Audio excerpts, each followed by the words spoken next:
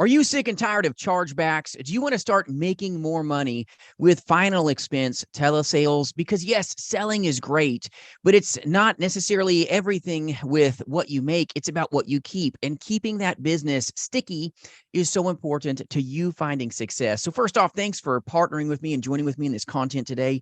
My name's Jason. Before I get into this with you, I'm your friend in the business, and I'm very blessed to partner with brand new and veteran agents alike in our national agency, partnering shoulder to shoulder, selling life, Medicare, and annuities, face to face, but more importantly, in the telespace. So free resources always available for your taking at jasonfinalexpense.com. And thanks for walking with us in this content today. Hopefully it gives you that wealthy mindset and helps you, more importantly, take care of more people, but also keep more of your hard-earned dollars. Because I know when you're spending money on final expense leads, it can be frustrating when you're getting an insane amount of chargebacks. So first off, tip number one, when you're dealing with final expense sales, quit stretching people. The moment that you stretch everybody is the moment that you're going to see an insane amount of chargebacks. One of the biggest causes of chargebacks with any form of insurance sales is that you pushed the consumer out of their comfort zone. They're not going to keep it. You may sell it, right? Some people promote high pressure tactics. And what happens is you're pressuring like a balloon. It's building. You may get it, and then it's going to go pop, and you got nothing. And we're going to be crying about, oh, nobody keeps final expense insurance. And nothing is further from the truth here. You can have insane levels of persistency, but you've got to understand, you've got to do what the client is comfortable with. If the client is good with the premium, the policy won't go pop. They're going to keep it, and you're going to attain profitability. The family is going to have that policy in place for when they need it. And so many agents, high pressure prospects into things, everything goes pop. Maybe you are selling an overpriced carrier. If you're a insurance agent that is a captive insurance agent, maybe your prices are way too high. You're not a broker like what we are. I recruit and partner with agents across this nation in our agency here. And I hear this all the time from places that are captive. You maybe sell a company that is like a penny, or maybe it ends in life, right? And it maybe starts with an A. You never know. There's lots of different companies that are overpriced. And then you sell that one company, and then it goes pop because it's more than everybody else, your competitors. So you get undermined here and get a chargeback. Or maybe you're just having to charge more money because that's your only option. One is none, and two is one. When you're dealing with final expense insurance sales, that's the beauty of becoming a broker. You can really help them get the best that they can qualify for when they've got maybe compromised health. But number one, with insurance sales, you cannot be stretching consumers. Everything's going to snap, just like a rubber band. If I was stretching a rubber band, and I'm not for the purpose of this video, but if I stretch a rubber band too much, I can take my eye out, right? Well, you in insurance sales, if you stretch that consumer just to increase the policy premium so that you get paid, we've got the wrong perspective here.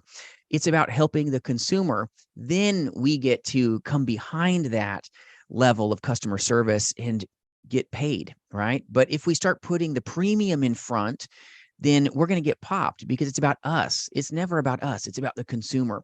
If the consumer likes what we do for them, if we dig deep enough into what they want us to do for them, you're going to find that the business sticks. It's very good business, but you've got to be about what the consumer wants you to do for them. And insurance agents that have insane levels of chargebacks are normally charging forth with, it's about me, and I got to increase my pay and increase my premium and get my AP on and get another policy on the books, right? It's like this knuckle dragging mentality where it's all about me, myself, and I. And those types of tactics take a lot of agents out because this business will take from you as you give to others. This business, when you stretch people, will snap on you. You're going to see an insane level of chargebacks when you're stretching everybody's budget. You got to make sure that whatever you're doing is within their budget. If not, you're going to notice that these policies you thought were going to stick are going bonk, bonk, bonk. All the payments are bouncing because you stretched that consumer. Don't stretch people. Be sincerely focused on what you can do for them. Make sure that this aligns with what their wallet can handle so that you can have the wealth. This business is amazing. The compensation, crazy high. You're helping an amazing amount of people. 11,000 people are turning age 65 every single day and will do so for the next decade. But agents that are trying to squeeze every last dime out of a consumer normally say that the chargebacks are high. I don't make it. I'm not making the cash. And it's because you're making it about you. Make it about them.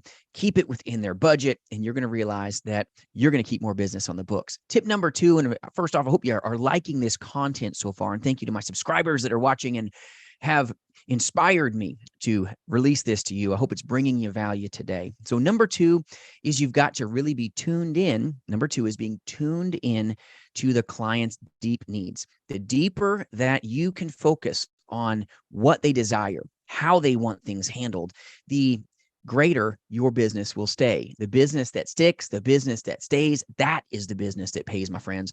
And if you go too fast, you're going to get hurt. You may stick the policy, but you haven't made roots deep enough to keep that business on the books. You've got to take your time on getting to know the acute needs of the consumer. And most people actually go too fast. Most final expense insurance agents get frustrated because they're trying to force something. Final expense telesales specifically is all about finesse, never force. So if you want the business to stick and stay, be intent on going deeper dive on what they want you to do for them. The old so what, right? It's an old way, and that way works. You've got to focus on deep things that they desire you to do. What does their life look like if you didn't do your job today? If they don't have a policy, what would the future look like? What would things, positively and maybe negatively, more likely than not, be left? Okay, what's left behind now if we have nothing?